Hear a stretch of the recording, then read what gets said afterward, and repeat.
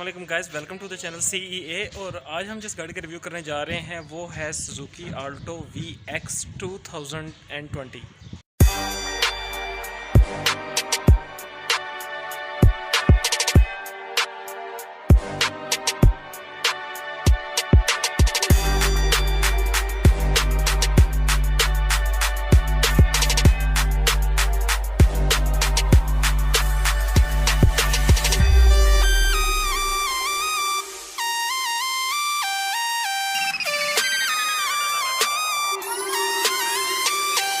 तो गाइज़ मैं इस गाड़ी के बारे में बताता चलूँ कि ये वो गाड़ी है जिसने सुजुकी मेहरान को रिप्लेस किया था।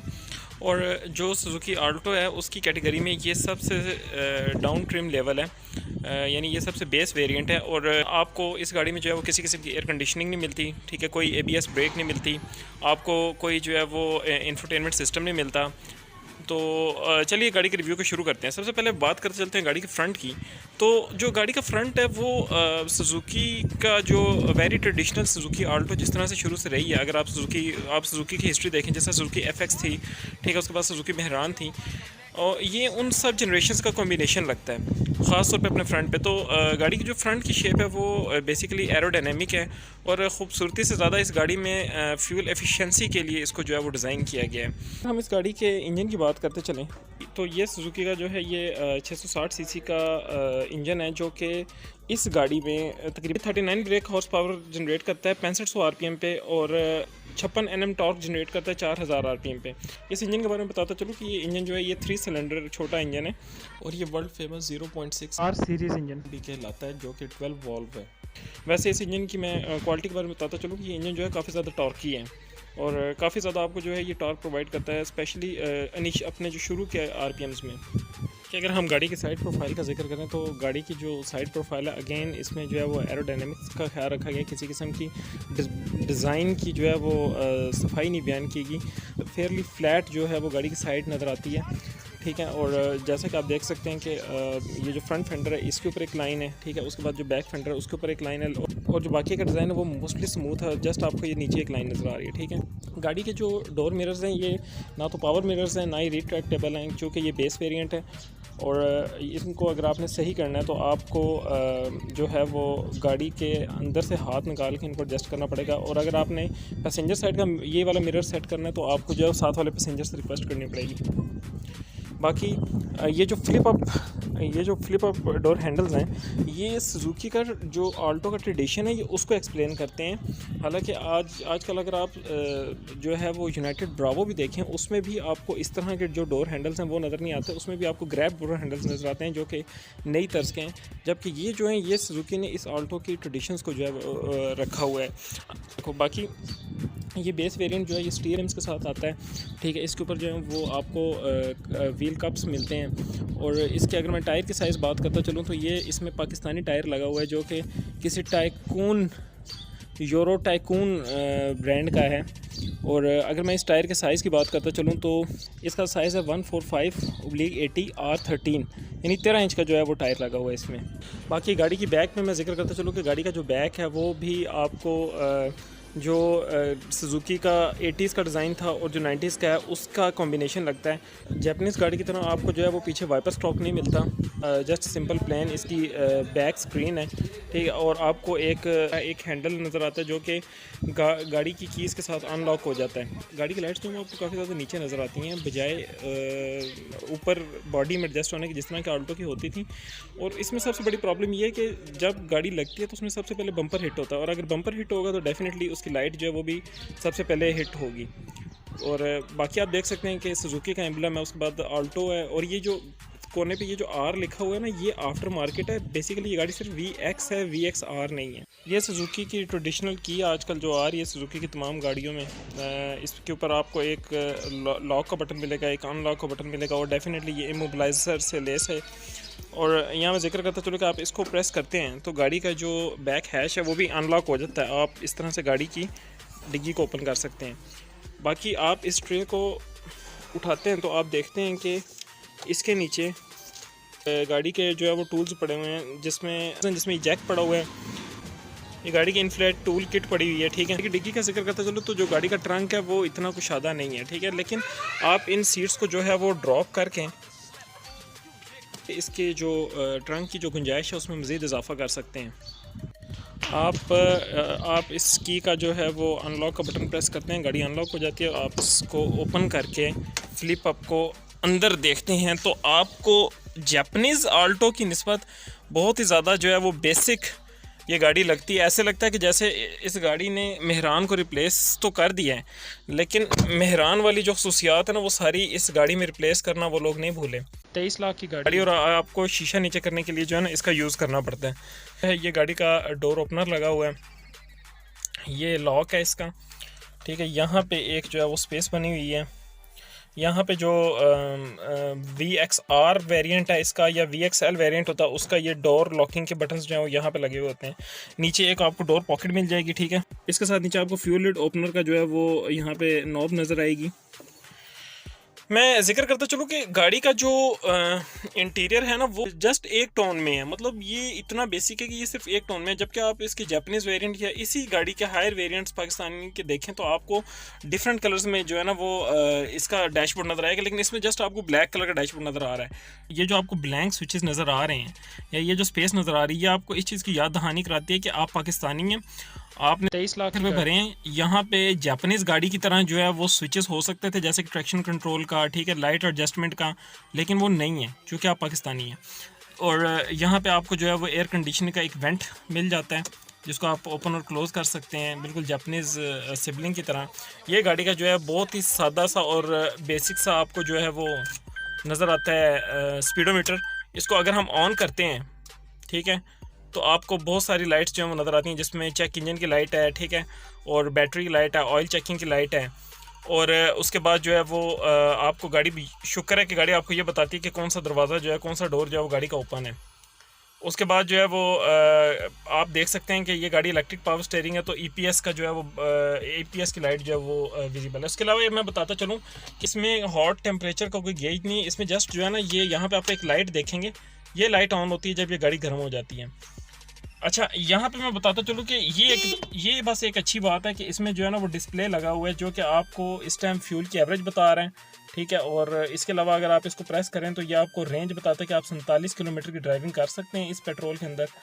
और उसके बाद ये आपको टोटल एवरेज बता रहा है गाड़ी की, ठीक है। उसके बाद ये ट्रिप A है, ट्रिप B है, बस इसके अलावा जो है ना वो कुछ भी नहीं है इसमें।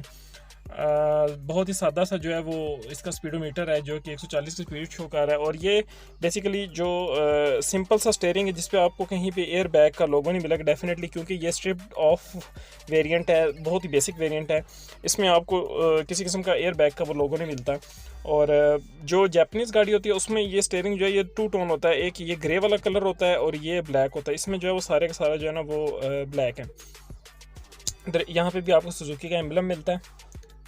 अच्छा, यहाँ पे मैं जिक्र करता चलूँ कि ये इसका जो है ये इसका टर्न सिग्नल स्टॉक लगा हुआ है, ठीक है। और ये यहाँ से इसकी जो है वो लाइट्स ऑन होती हैं बिल्कुल ट्रेडिशनल गाड़ियों की तरह।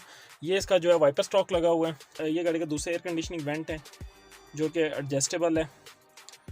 और ये गाड़ी का इंतहाई बेसिक सा ऑटोमेट ब्रांड का कोई रेडियो लगा हुआ है जो आपके USB सपोर्टेड है और ऑक्सिलरी सपोर्टेड है, जबकि ये ब्लूटूथ सपोर्टेड। 23 लाख की गाड़ी है। इस किस्म की touch screen navigation infotainment system नहीं मिलता आपको, जस्ट ये बेसिक रेडियो मिलता है। उसके साथ ये एक स्टोरेज है खाली, ठीक है। ये इसका जो है ये बटन लगा हुआ है हैज़र्ड लाइट्स का, ये आपका। अच्छा, मैं यहाँ पे एक बड़े मज़े की बात बताता चलूँ कि यहाँ पे एयर कंडीशनिंग का बटन होता है VXR और VXL वेरिएंट का, और इसमें वो नहीं है। इसमें ये जस्ट ये जिस तरह एक मेहरान में था इसी तरह इसमें ये लगा हुआ है, यहाँ से निकलेगा तब इसमें एयर कंडीशनिंग इंस्टॉल होगी, फिर वो दूसरा बटन जो है ना वो इसमें रिप्लेस कर दिया जाता है।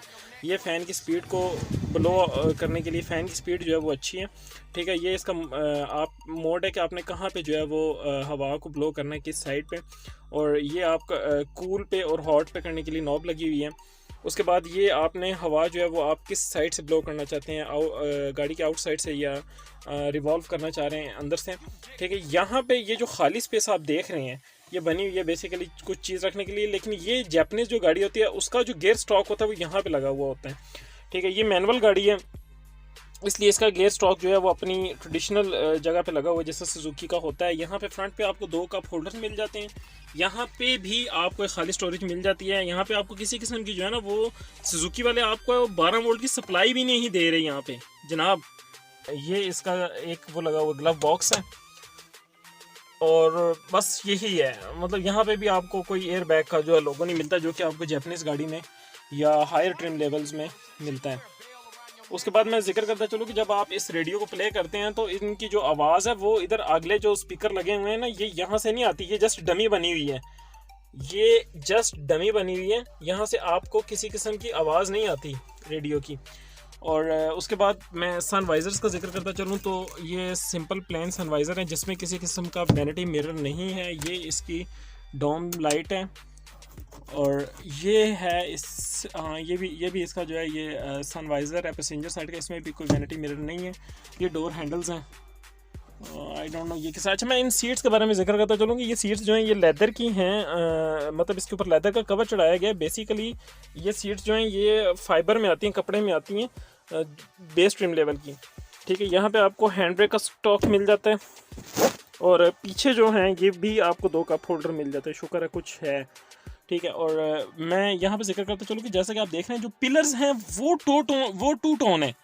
हैरत की बात ये कि जो पिलर्स के प्लास्टिक है वो 2 टोन है, जबकि जो ये देखें, ठीक है, लेकिन बाकी डैशबोर्ड में आपको कहीं पे 2 टोन कलर नज़र नहीं आता। मैं सफ़र कर रहा था किसी पैसेंजर के साथ 1-2 दिन पहले और तो मैं उसको ये कह रहा था कि यार तुम ये जो वो वाला जो मिरर है ना यार इस शीशे को नीचे करो और वो वाला मिरर एडजस्ट करो। ये मतलब है कि इंतहा है इस चीज़ की कि आपको जो है ना वो इस तरह से जो है वो करना पड़ रहा है। बाकी मैं जिक्र करता चलूँ गाड़ी की विजिबिलिटी की, तो गाड़ी की विजिबिलिटी जो उस साइड की है ना ये मुश्किल है थोड़ी सी। वजह ये है कि इसके एक तो जो ये ए पिलर हैं ये बहुत ज़्यादा थिक हैं, ठीक है। मतलब यहाँ पे एटलीस्ट ग्लास होना चाहिए था देखने के लिए, लेकिन ये प्लास्टिक का उन्होंने ये लगाया हुआ है कवर सा, और यहाँ से बाज़ दफ़ा आपको मुड़ते हुए मोटरसाइकिल भी जो है ना वो इनविजिबल हो जाता है। ये इस गाड़ी का जो है ना यहाँ पे पुश स्टार्ट का बटन होता है, ठीक है। ये आपको फिर अगेन इस चीज़ की याद दहानी कराता है कि ये सिर्फ जापानीज़ लोगों के लिए, जापानीज़ वेरिएंट्स के लिए, आप लोगों के लिए नहीं है। बाकी मैं गाड़ी के रेयर कंपार्टमेंट का जिक्र करता चलूँ तो जो गाड़ी का रेयर कंपार्टमेंट है वो भी गाड़ी के फ्रंट कंपार्टमेंट की तरह इसी तरह बिल्कुल बेसिक है, आपको किसी किस्म का ना उन्होंने फैसिलिटेट नहीं किया हुआ।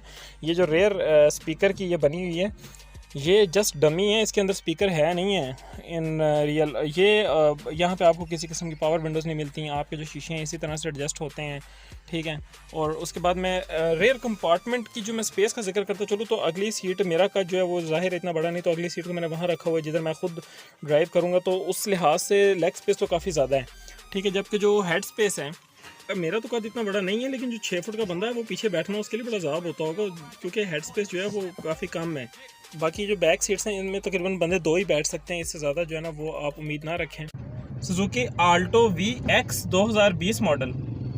अब यार इशू ये है कि ये गाड़ी ठीक है और इस गाड़ी में एयर कंडीशनिंग नहीं है, अभी टेम्परेचर ज़्यादा हो रहा है, मार्च स्टार्ट हो गया, फिर ना इस गाड़ी में जो है वो पावर विंडोज़ हैं, ठीक है, जो कि इसके VXR वेरिएंट में है, ना उसके बाद इस गाड़ी में ABS है। You are paying 1.3 million rupees and you are not getting even damn power windows. शुक्र है कि पावर स्टीयरिंग उन्होंने दिया हुआ है, वो भी इलेक्ट्रिकली असिस्टेड है। चलो यार इस गाड़ी की शिकायतें सारी एक जगह पे। मैं इस गाड़ी के ड्राइविंग कैरेक्टरिस्टिक की बात करता चलूँ तो जो हैंडलिंग है मुझे वो इस गाड़ी की पसंद आई है। इसकी जो हैंडलिंग है वो बहुत अच्छी है, मतलब बड़ी प्रिडिक्टेबल है। आप गाड़ी को टॉस करते हो और गाड़ी उसका रिस्पॉन्स करती है कॉर्नर्स पे।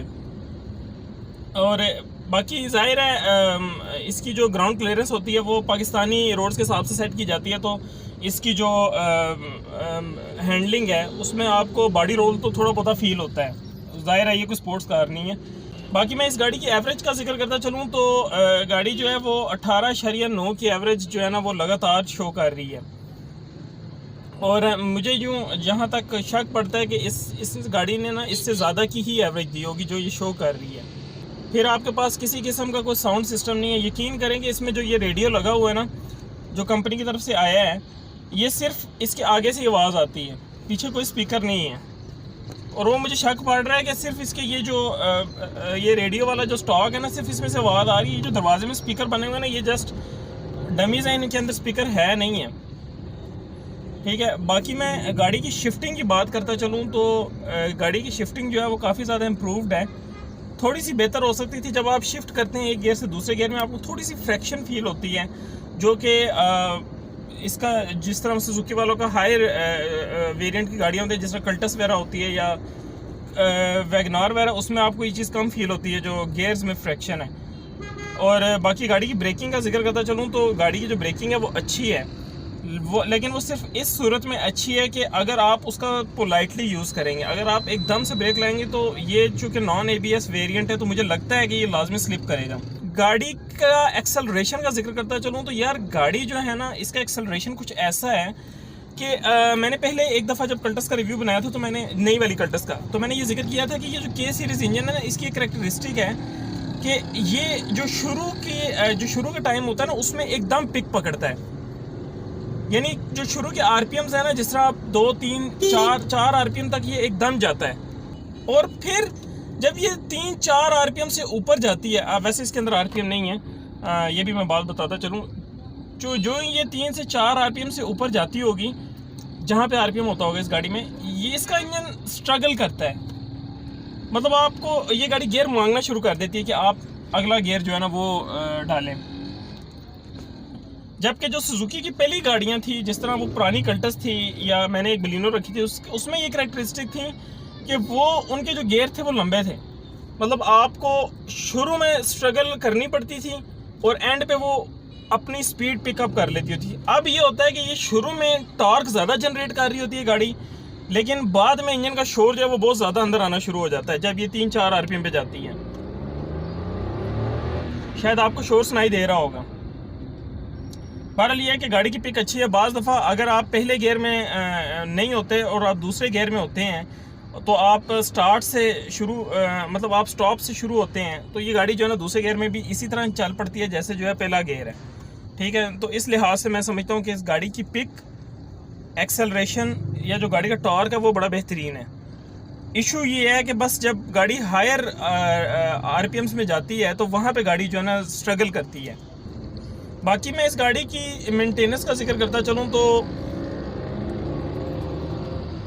इस गाड़ी का ऑयल का ख़र्चा जो है ना वो 2500 से 3000 रुपया यही आता है हर 3000 किलोमीटर के बाद। मतलब ये इतनी एक्सपेंसिव नहीं है मेंटेन करने में। और फिर पार्ट्स इसके मार्केट में इजीली अवेलेबल हैं क्योंकि ये यहाँ का लोकल वेरिएंट है।